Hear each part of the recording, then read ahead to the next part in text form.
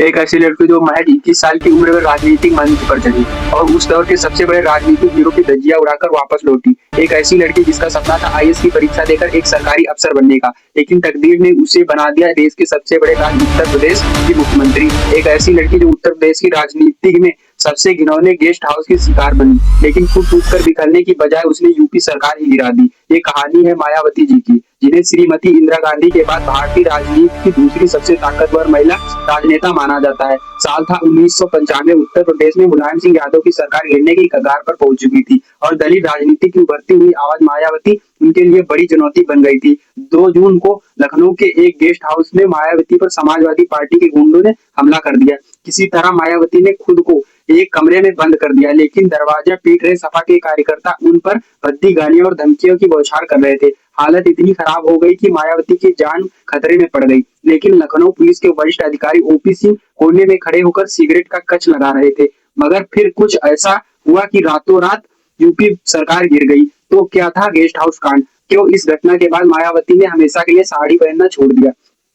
उस रात उनके साथ क्या हुआ था और कैसे गरीब दलित लड़की बनी उत्तर प्रदेश की राजनीति की सबसे ताकतवर महिला? जानेंगे इस रोंगटे खड़ी कर देने वाली कहानी, जो अनसुनी अनकही कहानी है। मायावती की राजनीति में साल था 1977। दिल्ली के कॉन्स्टिट्यूशनल क्लब में एक बड़ी कॉन्फ्रेंस चल रही थी।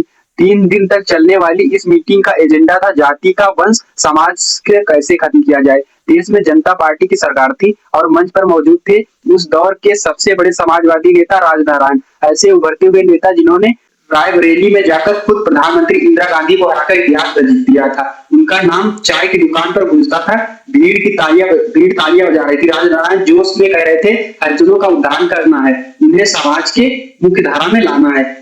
लेकिन इसी भीड़ में पीछे की कुर्सी पर बैठी 20 साल की लड़की मायावती ने दिल्ली यूनिवर्सिटी से लॉ की पढ़ाई कर रही थी और उनसे जब राजनारायण के मुख से दलितों के लिए हरिजन शब्द सुना तो वो गुस्से से आग बबूला हो गई। मौका मिलते ही उसने मंच पर आकर राजनारायण और कांग्रेस की सबकी धज्जियां उड़ा दी और कहा कि ये नेता आपको आपकी बहुत बहुत बड़ा खुद मुख्तार समझते हैं, लेकिन उन्हें ये तक नहीं पता कि दलितों के लिए हरिजन शब्द का इस्तेमाल करना भी एक किस्म का अपराध है। वो आगे बोले, गांधी जी ने हमारी बेइज्जती करने के लिए शब्द अपनाया हरिजन, लेकिन हमारे भगवान बाबा साहेब अम्बेडकर हैं, उन्होंने कभी हरिजन शब्द का इस्तेमाल नहीं किया। संविधान बनाया तो लिखा अनुसूचित जाति, तो फिर गांधी के चमचे सब सवर्ण हमें बार बार हरिजन क्यों बोलते हैं? ये सुन पूरा हाल सन्न रह गया। 21 साल की लड़की ने मंच पर बैठे मंत्री को ललकार दिया, जिसके बाद सभा में मौजूद सैकड़ों दलित कर्मचारी खड़े हो गए और हर तरफ नारे गूंजने लगे, राजनारायण मुर्दाबाद। अगले ही दिन मायावती के इस बेबाक भाषण की खबर पहुंची कांसीराम तक। तो उन दिनों पूरे प्रदेशों में घूम रहे वो दलित समाज की सरकारी कर्मचारी को एकजुट कर रहे थे और अपने नए संगठन बीएमसीएफ को जोड़ रहे थे। और वो तुरंत मायावती से मिलने दिल्ली के इंदरपुरी गांव में उनके घर पहुंच गए। उन्होंने दरवाजा खटखटाया और सामने प्रभुदास की बेटी मायावती किताब पढ़ते हुए आईएएस की तैयारी कर रही थी। कांसीराम ने तुरंत मायावती से पूछा कि तुम आईएएस क्यों बनना चाहती हो? मायावती बोली, दलित समाज की सेवा के लिए। कांसीराम ने समझाया, अधिकारी तो बहुत बन गए, लेकिन हालत कितने बदले। नेता बनो, सत्ता में आओ, अधिकारियों को भी सत्ताधारी नेताओं की ही सुननी होगी। उस दिन तो मायावती ने कोई जवाब नहीं दिया, लेकिन कई दिन सोचने के बाद उन्होंने सत्ता के गलियारों में उतरने का फैसला कर अपना घर छोड़ दिया। साल 1984 में मायावती ने कांसीराम की बहुजन समाज पार्टी यानी बसपा की यूपी में कैराना सेट से चुनाव लड़ा। पहले ही चुनाव में बिना संसाधनों वाली बीएसपी को कैराना में 44,000 वोट मिले। फिर 1985 में कांसीराम ने मायावती को बिजनौर लोकसभा उपचुनाव में लड़वाया, वो फिर हार गई। 1987 में हरिद्वार से बाई इलेक्शन लड़वाया, वहीं भी वो हार गई, मगर 1 लाख से भी ज्यादा वोट पाए। मगर फिर आया 1989, जब बिजनौर से मायावती ने पहली बार लोकसभा का चुनाव जीता। एक गरीब दल लड़की जिसने 12 साल पहले मंच पर बैठे मंत्री को ललकारा था, अब खुद सांसद की कुर्सी पर बैठी थी। बाबरी मस्जिद, विध्वंस, सपा और बसपा का गठबंधन और राजनीतिक भूचाल। 2 जून 1995 मायावती के साथ लखनऊ के गेस्ट हाउस में ऐसी घटना हुई जिसने उत्तर प्रदेश की सियासत को ऐसा दाग लगाया जिसे कभी धोया नहीं जा सकता। लेकिन ये कांड अचानक नहीं हुआ, बल्कि उसके पहले से ही लिखी जानी शुरू हो गई थी। 6 दिसंबर 1992 अयोध्या में बाबरी मस्जिद विध्वंस के बाद उत्तर प्रदेश की राजनीति हिल चुकी थी। राज्य में हिंदुत्व की लहर पूरे जोश में थी और बीजेपी अपने चरम पर, लेकिन जब राजनीति एक तरफा चलने लगी तो उसमें कोई ना कोई दिशा जरूर आती है। उसी दौर में समाजवादी नेता मुलायम सिंह यादव ने जनता दल से अलग होकर समाजवादी पार्टी बनाई और पिछड़ों को एक नई पहचान दी। दूसरी तरफ बहुजन समाज पार्टी के संस्थापक कांशीराम, उनके शिष्या मायावती दलितों के वोट बैंक पर अपनी मजबूत पकड़ बना चुके थे। दोनों ही नेताओं के सामने बीजेपी का उभार एक चुनौती बड़ी बनकर खड़ा था और सत्ता तक पहुंचने का एक ही रास्ता दिख रहा था, एकजुटता। राजनीति में समझौते अक्सर विचारधाराओं से नहीं, मजबूरियों से होते हैं। मुलायम सिंह और कांशीराम के बीच भी कुछ ऐसा ही हुआ। दोनों ने मिलकर एक नया संगठन बनाया। उस वक्त भाजपा यूपी में जय श्री राम का नारा लगा रही थी। इस गठबंधन ने एक नारा दिया, मिले मुलायम कांशीराम, हवा में उड़ गए जय श्री राम। ये नारा सीधे बीजेपी की नींव पर वार था और उसका असर चुनाव में साफ दिखा। 1993 के विधानसभा चुनाव में समाजवादी पार्टी ने 109 और बहुजन समाज पार्टी ने 67 सीटें जीती। दोनों ने मिलकर सरकार बनाई। मुख्यमंत्री बने मुलायम सिंह यादव और उत्तर प्रदेश की राजनीति में एक नया युग की शुरुआत हुई। शुरुआत में सब कुछ ठीक चल रहा था, लेकिन वक्त के साथ गठबंधन में दरार बढ़ती गई। उनकी सबसे बड़ी वजह से ये मानी जाती है कि उन दिनों प्रदेश में सियासी गलियारों में चर्चा बनी रहती थी कि मुलायम सिंह नाम के मुख्यमंत्री हैं, जबकि कांशीराम सुपर सीएम। मुलायम सिंह को ये बात खटकने लगी। दूसरी तरफ कांशीराम भी मुलायम सिंह यादव को ज्यादा भाव नहीं देते थे। वो उनसे मिलने नहीं जाते थे, बल्कि खुद मुख्यमंत्री मुलायम सिंह को अपने गेस्ट हाउस बुलाते थे, जहां उन्हें घंटों इंतजार करवाया जाता था और अंत में वो बड़ी लापरवाही के साथ बनियान और लुंगी पहनकर नीचे उतरते थे। 23 मई 1995 का दिन इस रिश्ते का टर्निंग पॉइंट साबित हुआ। मुलायम सिंह लखनऊ पहुंचे और उन्होंने कांशीराम से मिलने की कोशिश की, लेकिन कांशीराम ने कह दिया कि अब मुलाकात पत्रकारों के सामने ही होगी। ये साफ संकेत था कि हालत अब काबू में नहीं। उसी रात कांशीराम ने बीजेपी नेता लालजी टंडन को फोन किया और पूछा, क्या बीजेपी बहुजन समाज पार्टी को समर्थन देने के लिए तैयार है? लालजी टंडन ने हामी भरी और यही से शुरू हुई सियासी चाल, जिसने यूपी की राजनीति का चेहरा बदल दिया। कांशीराम उस वक्त बीमार थे और अस्पताल में भर्ती थे। उनके पास मायावती मौजूद थी। उन्होंने मायावती को पास बुलाया और सीधा सवाल किया, क्या तुम उत्तर प्रदेश की मुख्यमंत्री बनने के लिए तैयार हो? कुछ पलों की खामोशी के बाद मायावती ने सिर उठाया। उनकी आंखों में वही चमक थी जो सालों पहले कॉन्स्टिट्यूशन क्लब में दिखी थी। कांशीराम ने उन्हें कागज थमाया, जो था बीजेपी का समर्थन पत्र। यानी अब खेल पूरी तरह से बदल चुका था। 1 जून 1995 को मायावती अपने 11 मंत्रियों के साथ राज्यपाल मोतीलाल वोहरा से मिलने पहुंची। उन्होंने 3 कागज राज्यपाल के सामने रखे। पहला, सियासी कांशीराम ने उन्हें सभी निर्णयों का अधिकार दिया था, में समाजवादी पार्टी से समर्थन वापस लेने की घोषणा थी, और तीसरा, जिसमें 282 विधायकों की सूची थी जो मायावती का समर्थन कर रहे थे।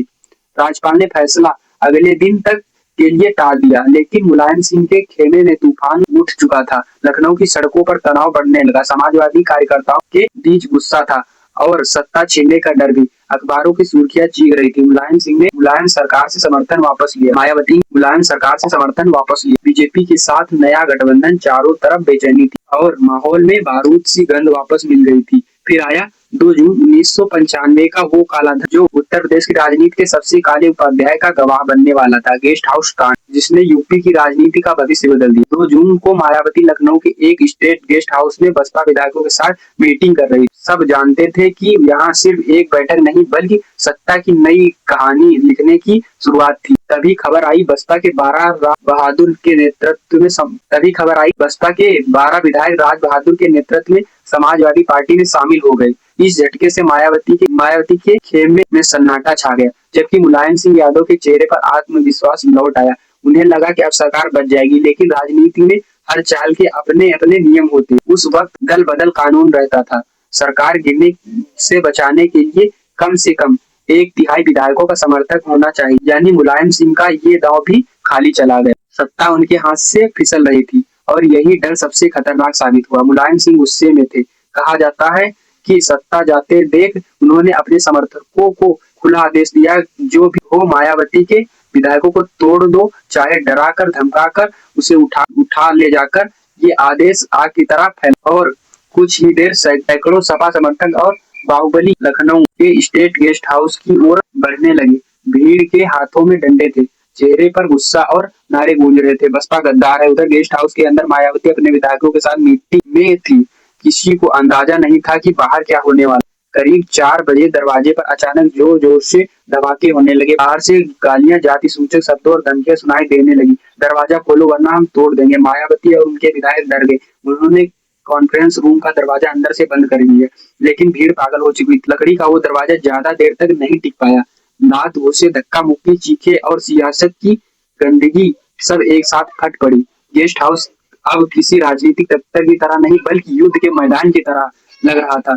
2 घंटे तक बवाल चलता रहा। बसपा के बाद में बताया गया कि उन्हें जबरदस्ती खींचा गया, धमकाया गया, कुछ को तो गाड़ियों में डालकर सीधा मुख्यमंत्री आवास ले जाया गया, जहां उनसे कागज पर सिग्नेचर करवाने की कोशिश की गई। कुछ विधायक डर के मारे भागे, कुछ बाथरूम में छिप गए और कुछ सीधे मायावती के कमरे में पहुंचे। मायावती ने खुद को कमरा नंबर 2 में बंद कर लिया।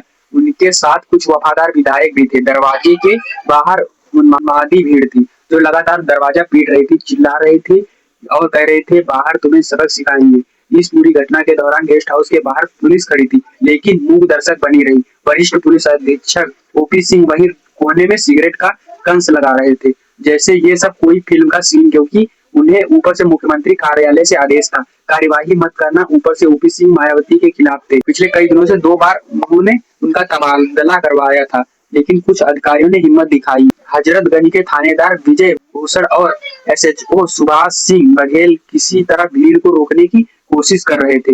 जब भीड़ दरवाजे के करीब आ गई तो उन्होंने खुद दीवार के सामने खड़े होकर मायावती के कमरे में रक्षा करने के लिए ठान ली और इन्हीं अफसरों के साथ वहां पहुंची। ब्रह्मदत्त द्विवेदी भारतीय जनता पार्टी के विजयी के करीबी और मायावती के ब्राह्मण भाई, जो मायावती पर हमले की खबर मिलते ही गेस्ट हाउस पहुंचे थे। उन्होंने किसी नेता की तरह नहीं बल्कि एक सिपाही की तरह लड़कर मायावती की जान बचाई। कहा जाता है कि उन्होंने अपनी जान जोखिम डालकर मायावती के कमरे की रक्षा। उस शाम ढलते ही जिलाधिकारी राजीव खेर मौके पर पहुंचे। उन्होंने स्थिति संभाली, लाठी चार्ज का आदेश दिया और पुलिस को गेस्ट हाउस के अंदर भेजा। सपा कार्यकर्ताओं भागने लगे, कई घायल हुए। इस दौरान राज्यपाल मोतीलाल वोहरा ने अतिरिक्त पुलिस बल। धीरे धीरे माहौल शांत हुआ, लेकिन मायावती अभी कमरे के अंदर बंद थी। बार बार आश्वासन देने के बाद देर रात करीब 10:30 बजे उन्होंने दरवाजा खोला। वो बाहर निकली, चेहरा सफेद, आंखों में रोष और शब्दों में सन्नाटा। लेकिन सत्ता का खेल यही खत्म नहीं हुआ। उसी रात 11 बजे मुलायम सिंह ने गुस्से में जिलाधिकारी राजीव खेरगा और ट्रांसफर ऑर्डर जारी किया। गेस्ट हाउस की बिजली और पानी पहले से ही काट दिए थे। ये सब सुनकर जब कांसीराम को भनक लगी तो उन्होंने बस इतना कहा कि ये मायावती की सब परीक्षा है और मायावती परीक्षा में पास हुई। अगले दिन 3 जून 1995 बहुजन समाज पार्टी की बीजेपी, जनता दल और कम्युनिस्ट पार्टी के समर्थन ने सरकार बनाई। कुल 282 विधायकों के साथ मायावती उत्तर प्रदेश की मुख्यमंत्री बनी। मुलायम सिंह सत्ता से बाहर हो चुके थे, लेकिन गेस्ट हाउस कांड रात उनके जीवन की ऐसी सच्चाई बन गई जिसे वो कभी नहीं भुला सकी। 2 जून के दिन उन्हें भी अपमानित करने की कोशिश की गई, इसलिए उस रात के बाद उन्होंने साड़ी पहनना ही छोड़ दिया। इस घटना के बाद मुख्यमंत्री मायावती जब भी किसी मंच पर उस घटना का जिक्र करती हैं, उनकी आवाज कांप जाती है। उन्होंने अपनी आत्मकथा मेरा संघर्ष जीवन एक बहुजन समाज मोमेंट में सफरनामा में लिखा है। मुलायम सिंह का आपराधिक चरित्र उस समय सामने आया जब उन्होंने स्टेट गेस्ट हाउस में मुझे मरवाने की कोशिश करवाई। उन्होंने अपने बाहुबल का इस्तेमाल करते हुए सिर्फ हमारे विधायकों का अपहरण करने की कोशिश की, बल्कि मुझे मारने का भी प्रयास किया। वही इस घटना की जांच के लिए बनाए गए रमेश चंद्र कमेटी ने अपने 89 पेज की रिपोर्ट में गेस्ट हाउस के आधिकारिक षड्यंत्र मुलायम सिंह यादव को जिम्मेदार ठहराया। रिपोर्ट में कहा गया कि इसकी योजना पहले से बना ली गई थी और इसके तहत कुछ अधिकारी का लखनऊ से पहले ही तबादला कर दिया था। तो दोस्तों, यूपी की पूर्व मुख्यमंत्री के इस बहादुरी और गेस्ट हाउस कांड को लेकर आपकी क्या राय है, कमेंट में बताइए। अगर इस घटना ने आपको सोचने पर मजबूर कर दिया है तो इस वीडियो को जितना हो सके उतना लाइक शेयर करिए।